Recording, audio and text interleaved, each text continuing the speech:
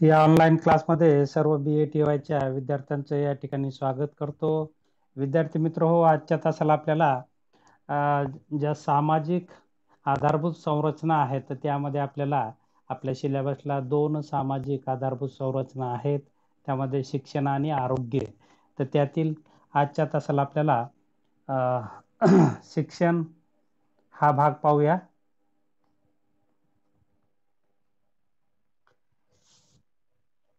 शिक्षण ही एक सामाजिक आधारभूत संरचना आहे. आपण पाहतो की शिक्षणाचं देशाच्या विकासामध्ये खूप महत्त्वाची भूमिका असते किंवा मोलाचं स्थान असतं. त्याच्याशिवाय देशाचा विकासच होऊ शकत नाही. कारण आपण पाहतो की नुसती लोकसंख्या देशात उपलब्ध असून उपयोगी नाही, तर ती कार्यक्षम लोकसंख्या असायला पाहिजे आणि लोकांमध्ये कार्यक्षमता तेव्हाच विकसित होते की जेव्हा त्यांना शिक्षण मिळेल.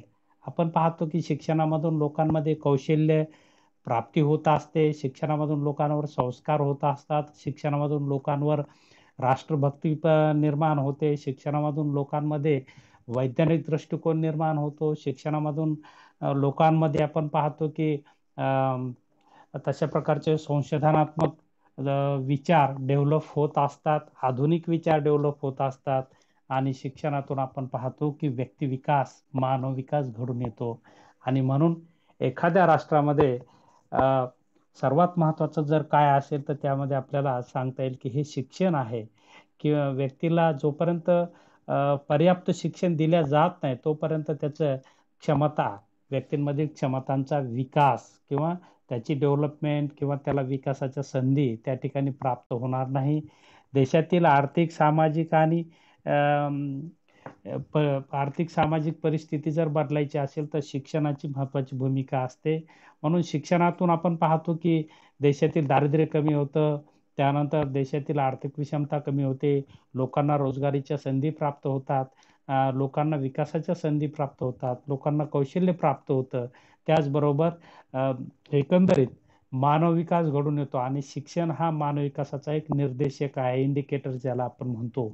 आणि म्हणून आधारभूत संरचनेमध्ये शिक्षणाला फार महत्त्वाचं स्थान आहे. आपण पाहतो की शिक्षण कशाला म्हटलेलं आहे? शिक्षण म्हणजे व्यक्तींमधील सर्व गुणांचा विकास, सर्वांगीण विकास, व्यक्तीचा सर्वांगीण विकास किंवा व्यक्तींमधील सुप्त गुणांना अ, सुप्त गुणांचा विकास किंवा सुप्त गुणांना संधी देणे, अशा प्रकारची शिक्षणाची आपण व्याख्या करतो. आणि या व्याख्येच्या अनुषंगाने आपण पाहतो की शिक्षण हे माणसात माणूस निर्माण करतं. बरोबर आहे. नाहीतर आपण पाहतो की शिक्षण नसेल तर लोक रानटी असतात. रानटी स्वभावाचे, रागीट स्वभावाचे किंवा मग आपण पाहतो किंवा मग त्यांच्यामध्ये कुठलंच कौशल्य नसतं. ज्याला आपण म्हणतो की जसं की एखादं झाड असेल, त्याला जर कसंही वाढू दिलं तर आपण पाहतो त्याची उपयोगिता किंवा त्याचं आकर्षण तेवढं राहत नाही. परंतु एखाद्या झाडाचं जर संगोपन चांगलं केलं आणि त्याला वाढ व्यवस्थित दिली, त्याची कटई करून वगैरे, तर ते झाड सर्वांना आवडतं किंवा त्याची उपयुक्तता वाढते. तशा प्रकारचं शिक्षणाची भूमिका व्यक्ती विकासामध्ये असलेली आपल्याला दिसून येते की अ, शिक्षणामुळे माणसामध्ये माणूसपण येतं. शिक्षणामुळे माणसावर योग्य संस्कार होतात. शिक्षणामुळे माणसाला योग्य अशी दृष्टी येते की ज्यामुळे काहीतरी केलं पाहिजे स्वतःच्या कुटुंबासाठी, स्वतःच्या विकासासाठी, राज्य विकासासाठी किंवा देश विकासासाठी. आपण पाहतो की जगामध्ये जी राष्ट्रे विकसित झालेली आहेत त्या राष्ट्रांच्या विकासामध्ये शिक्षणाचा रोल फार महत्त्वाचा आहे. आणि म्हणून आपण पाहतो की शिक्षण ही एक आधारभूत संरचना आहे, अत्यावश्यक गरज आहे. त्याशिवाय आपण पाहतो की व्यक्ती विकास होऊ शकत नाही, मानव विकास होऊ शकत नाही. आणि म्हणून आपल्या देशामध्ये जेव्हा स्वातंत्र्य मिळालं त्यानंतर आपण पाहतो की प्रत्येक पंचवार्षिक योजनेच्या माध्यमातून शिक्षणाचा विस्तार ग्रामीण भागापर्यंत करण्याला महत्त्वाचं स्थान दिलं. त्यासाठी मोठ्या प्रमाणात आर्थिक तरतूदही करण्यात आली आणि त्याचा परिणाम आज आपण पाहतो की भारतामध्ये शैक्षणिक प्रमाण वाढलेलं आहे. तरी ते आपण जर तुलना केली तर जागतिक तुलनेमध्ये आपण पाठीमागे आहोत आणि त्यामुळेच आज आपल्याला विदेशी तंत्रज्ञान, विदेशी कौशल्य हे आयात करावं लागतं. नाहीतर आपण पाहतो की सुरुवातीपासून जर शिक्षणाचं सार्वत्रिकरण झालं असतं, ग्रामीण भागापर्यंत शिक्षण सुरुवातीपासून पोहोचलं असतं स्वातंत्र्य मिळाल्याच्या नंतर, तर आज आपला भारत कुठल्या कुठे राहिला असता. कारण आपण पाहतो की जागतिकीकरणा जागतिकीकरणाचा स्वीकार केल्याच्या नंतर म्हणजे खाजगी क्षेत्राच्या सहअस्तित्वामुळेच आज आपण पाहतो की भारतामध्ये शैक्षणिक विकास मोठ्या फार प्रमाणात झालेला आहे. आपण पाहतो की 1991च्या पूर्वी आपण देशामध्ये खाजगी संस्था तेवढ्या नव्हत्या. आपण पाहतो की शिक्षणाचं खाजगीकरण तेवढं नव्हतं. परंतु आता आपण पाहतो की अ, जागतिकीकरणामुळे आता विदेशी गुंतवणुकीला शैक्षणिक क्षेत्रामध्येही मोठ्या प्रमाणात आता सवलत दिलेली आहे किंवा तशा प्रकारची मान्यता दिलेली आहे आणि त्यामुळे आपण पाहतो की नवीन नवीन आधुनिक शिक्षण देणाऱ्या संस्था आता भारतात स्थापन होत आहे. नाहीतर आपण पाहतो की भारतामध्ये काही मुलांना शिकण्याची इच्छा आहे, परंतु तशा प्रकारचे युनिट या ठिकाणी डेव्हलप झालेले नव्हते किंवा जे होते त्यांच्या फीस त्यांना परवडणाऱ्या नव्हत्या आणि म्हणून आपण पाहतो की या अनुषंगाने भारताने शिक्षणावर भारत सरकारने शिक्षणाचं नियोजन करून एक चांगला विकास करण्याचं कार्य केलेलं आहे आणि त्यासाठी मोठ्या प्रमाणात आर्थिक तरतूदही केलेली आपल्याला दिसून येते. आपण पाहतो की शिक्षणाचं हे महत्त्वाचं स्थान आहे ते यासाठी की आपण पाहतो की देशामध्ये अ, पहिल्यांदा आपण पाहतो छत्रपती शाहू महाराजांनी प्राथमिक शिक्षण हे सक्तीचं केलं होतं आणि त्यांचाच आदर्श घेऊन जेव्हा भारताला स्वातंत्र्य मिळालं तेव्हा प्राथमिक शिक्षण हे सक्तीचं केलंय आणि आपण पाहतो की त्याचबरोबर आपल्याकडे स्त्रिया आणि पुरुष अशा प्रकारचा भेद होता. मुलांना शिकवलं जायचं, मुलींना शिकवलं जात नसत आणि त्यामुळे शासनाने मुलींना सुद्धा फ्री एज्युकेशन असेल, त्यांना इतर सवलती असेल, की ज्यामुळे मुली सहजरित्या शिकतील, अशा प्रकारची अनुकूल स्थिती या ठिकाणी निर्माण केलेली आहे. आज आपण पाहतो की सगळ्याच ज्या ज्या मागासलेल्या जाती होत्या, त्यामध्ये मुलांचं, मुलींचं प्रमाण शिक्षणातील प्रमाण फार कमी होतं. परंतु अलीकडे आपण पाहतो की तशा प्रकारच्या आश्रमशाळा, हॉस्टेल्स तशा प्रकारचे रिझर्वेशन्स आणून आपण पाहतो की सर्व जातीतील मुलांना आता शिक्षणाच्या सोयी शासन स्वतःच्या खर्चातून एक सामाजिक न्याय, सामाजिक कल्याणाच्या भूमिकेतून आज आपण पाहतो की गरीब विद्यार्थ्यांच्या पाठीमागे शासन उभा राहत आहे. शैक्षणिक भार शासन स्वतः उचलून देशातील व्यक्ती विकासाला, युवकांच्या विकासाला आज आपल्या देशाच्या नियोजनामध्ये महत्त्वाचं स्थान असलेलं आपल्याला दिसून येतं आणि आपण पाहतो की शिक्षणाशिवाय विकास नाही. कारण शिक्षणातून माणसात माणूस पण येतं, शिक्षणातून कौशल्य प्राप्त होतं, शिक्षणातून व्यक्तीच्या क्षमता प्राप्त होतात आणि व्यक्तीच्या क्षमता प्राप्त होणे म्हणजे आपण पाहतो की राष्ट्राच्या विकासाला अनुकूल वातावरण निर्माण होणे. ही सगळ्या गोष्टी शिक्षणामुळे घडून येतात आणि म्हणूनच शिक्षण हे विकासाचं एक माध्यम आहे असं आपल्याला म्हणता येईल.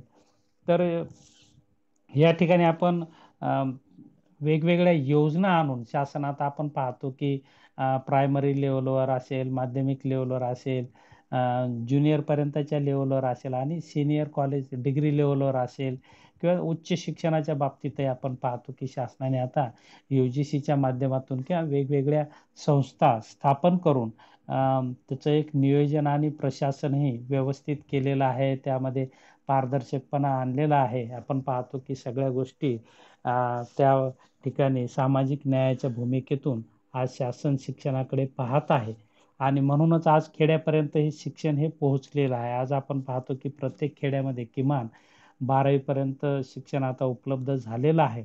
फक्त पदवीसाठीच आता थोडं पुढे यावं लागतं आणि त्याचबरोबर आपण पाहतो की हे शिक्षण दोन्ही प्रकारात आहे, रेग्युलर आहे आणि डिस्टन्समध्ये देखील असलेलं आपल्याला दिसून येतं आणि त्यामुळे आज आपण पाहतो की शिक्षणाच्या या प्रभावामुळे आता मॅक्सिमम मुलं आता येत आहेत. तरीही काही याच्या मर्यादा असलेल्या आपल्याला या ठिकाणी दिसून येतात. ते आपण पुढे पाहूया.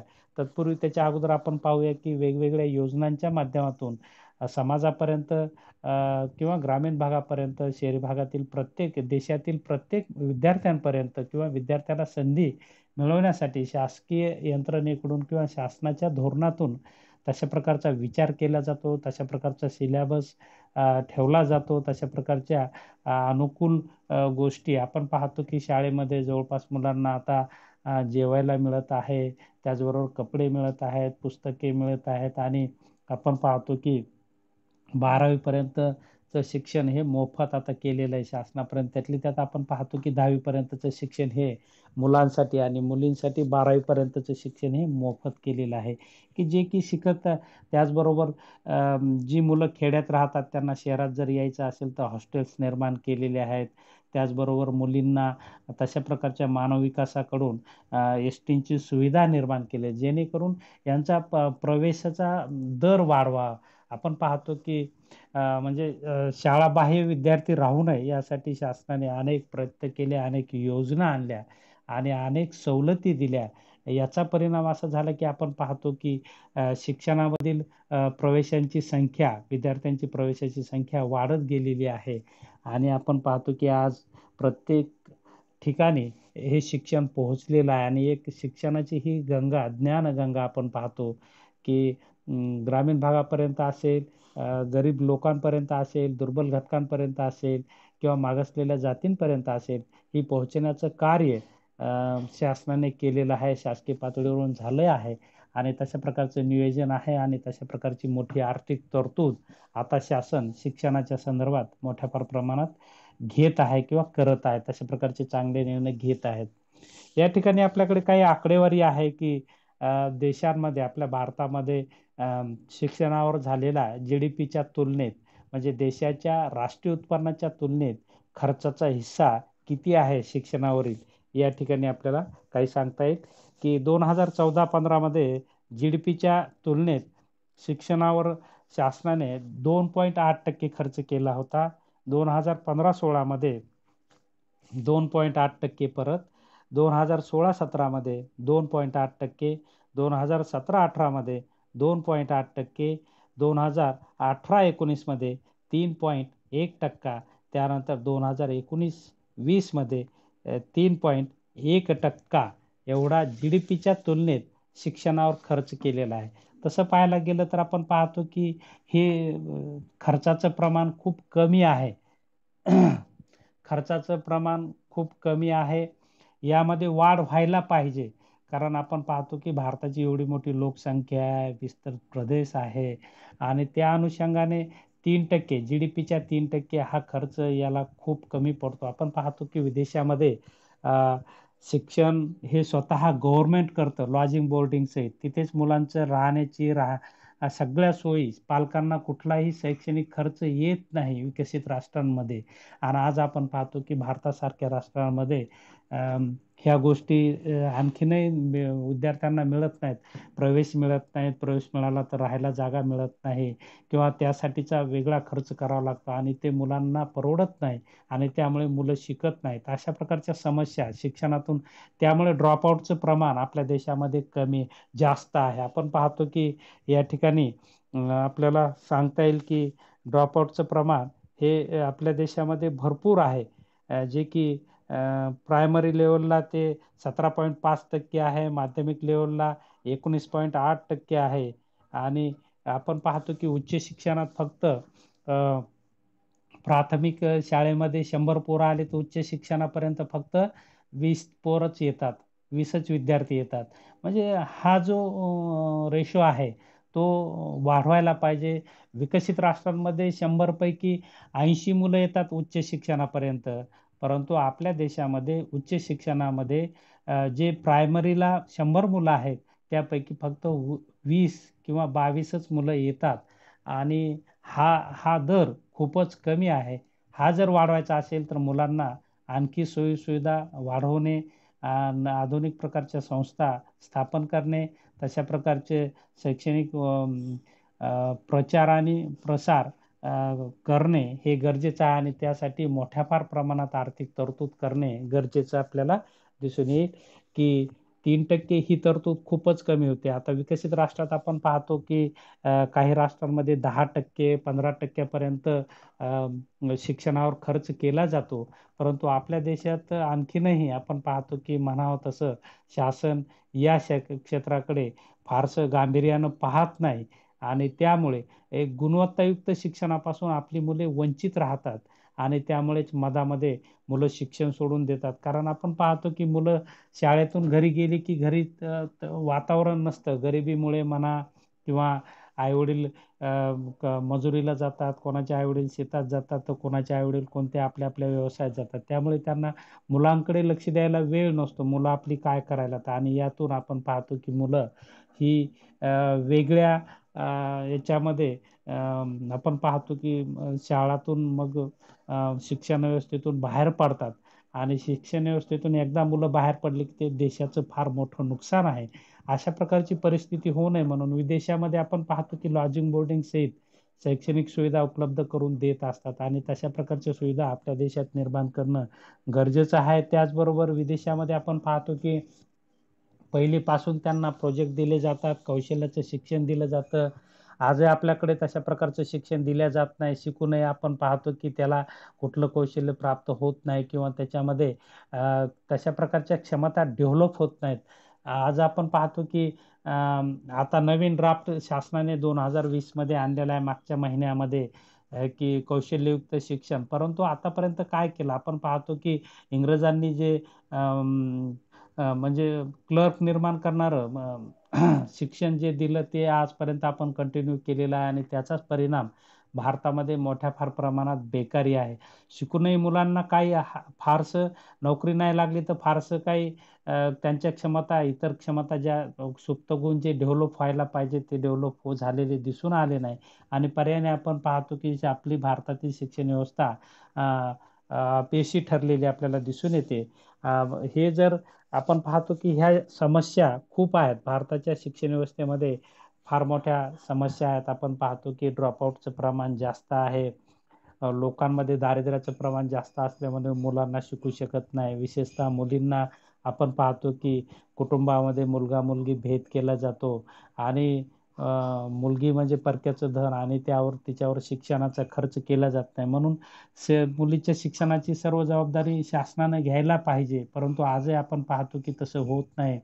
शहरामध्ये मुलीला पाठवायचे शिकायला तर तिला राहण्याची व्यवस्था शासकीय हॉस्टेल्समध्ये व्हायला पाहिजे. परंतु तशा प्रकारचे हॉस्टेल आपल्याकडे उपलब्ध नाहीत किंवा त्याच्या मर्यादा आहेत. तर यामध्ये मोठ्या फार प्रमाणात गुंतवणूक होणे गरजेचं आहे की सर्वच मुलांना मग तो मुलगा असो मुलगी असो की राहण्याची सुविधा, जेवणाची सुविधा आणि शिक्षण फ्री मिळालं पाहिजे. मग ते कुठल्याही लेवलवरचं असेल, प्राथमिक शिक्षण असेल, माध्यमिक शिक्षण असेल, उच्च माध्यमिक असेल किंवा उच्च शिक्षण असेल, हे सगळं फ्री झालं पाहिजे आणि मुलांची राहण्याची जेवणाची सुद्धा व्यवस्था शासनाने केली पाहिजे आणि हे सगळं मोफत राहिलं पाहिजे. आणि मग हे जर अशा मोफत सुविधा जर मिळाल्या आणि हे मुख्य आहे. इतर आपण पाहतो की शासनाने इतर खर्च कमी करून जर यावर खर्च मोठ्या फार प्रमाणात केला तर देशाचा विकास झपाट्याने होऊ शकतो. कारण देशाचा विकास त्या राष्ट्रातील लोकसंख्येवर अवलंबून असतो. हे अनेक विचारवंतांनी सिद्ध करून दाखवलेलं आहे. आणि त्या देशातील लोकसंख्या जर अशिक्षित असेल, त्यांच्यामध्ये कुठले कौशल्य नसतील, त्यांच्यामध्ये सुप्त गुणांचा विकास झाला नसेल आणि तर ह्या लोकांचा उपयोग राष्ट्राच्या विकासासाठी होऊ शकत नाही. राष्ट्राचा विकास त्यामुळे होऊ शकत नाही.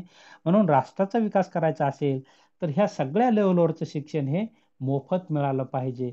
आपल्याकडे आणखीन शैक्षणिक विस्ताराचा या ठिकाणी डेटा आहे. यामध्ये आपल्या भारतामध्ये 2011-12 आणि 17-18ची या ठिकाणी माझ्याकडे आकडेवारी आहे की 2011-12 मध्ये प्राथमिक शाळांची संख्या 11.90 लक्ष होती तर 2017-18 मध्ये 14.85 लक्ष झालेली आहे.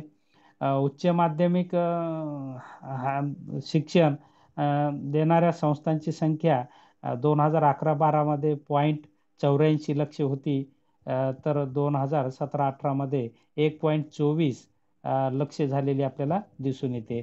त्यानंतर 2011-12 मध्ये महाविद्यालयांची संख्या 34,852 होती तर 2017-18 मध्ये 39,931 झालेली आहे. त्यानंतर विद्यापीठाची संख्या 11-12 मध्ये 642 होती. तर 17-18 मध्ये 993 झालेली आपल्याला दिसून येते. तर यामध्ये आपण पाहतो की वाढत्या लोकसंख्या, आज आपण पाहतो की भारताच्या लोकसंख्येमध्ये युवकांचं प्रमाण जास्त आहे आणि या युवकांना जर मोफत शिक्षण नाही दिलं तर हे युवक आपण पाहतो की गुन्हेगारीकडे वळतात किंवा त्यांच्यामध्ये बेकारी निर्माण होते किंवा आपण पाहतो की शिक्षणात खूप अडथळे आहेत. आपण पाहतो की भारत हा गरीब लोकांचा देश आहे.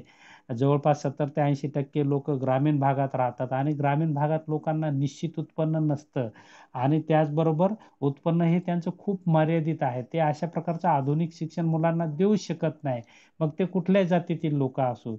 आपल्याकडे आणखी एक दुर्दैव आहे की जातीनुसार आपण भेद करतो. आपण पाहतो की मुलं ही राष्ट्राची संपत्ती असतात आणि त्या मुलांचा जर विकास करायचा असेल तर आपण पाहतो की सर्वच मुलांना शासनाने मोफत सुविधा दिल्या पाहिजे की ज्यामध्ये राहण्याची सुविधा असेल, जेवणाची सुविधा असेल, शिक्षण मोफत दिलं पाहिजे आणि त्याच्या इच्छेनं कुठलीही फॅकल्टी त्याला दिली पाहिजे. त्याच्यामध्ये आपण पाहतो की आपल्याकडे खूप मर्यादा आहेत की विशिष्ट फॅकल्टीला जायला एवढं पर्सेंटेज पाहिजे, तेवढं पर्सेंटेज पाहिजे आणि त्यामुळे त्याला शिकण्याची इच्छा असूनही तिथे जाता येत नाही.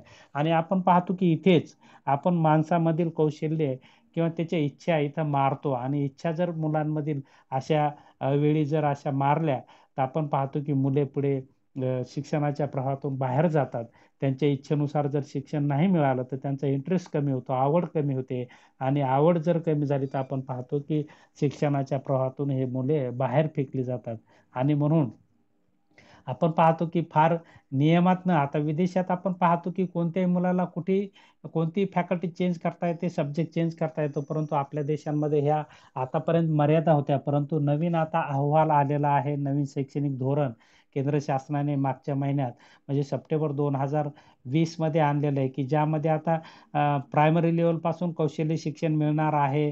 त्याचबरोबर विद्यार्थ्यांना पदवी लेवलवर आपण पाहतो की आता त्याला कुठलेही सब्जेक्ट घेता येणार आहेत, त्याला काही मर्यादा ठेवल्या जाणार नाही. जसं की BA चा विद्यार्थी BSc चा एखादा विषय घेऊन शिकू शकतो किंवा BSc चा विद्यार्थी BA चा एखादा विषय घेऊ शकतो. तर अशा प्रकारे थोडं आता विदेशामध्ये जे शैक्षणिक धोरण आहे ते त्याचं त्या प्रमाणात आपण पाहतो की भारतात ते आता येऊ लागलेलं आहे आणि तशा फार प्रकारच्या मुलांना जर संधी उपलब्ध करून दिल्या त्याच्या आवडीनुसार, बऱ्याच वेळा आपण पाहतो की त्या त्या वयात मुलांना लक्षात येत नाही आणि काही चुकीचे निर्णय होतात आणि त्यामुळे मुलं आपण पाहतो की चुकीचा सब्जेक्ट घेतात आणि पुढे त्याला पश्चाताप होतो की आपण चुकलो.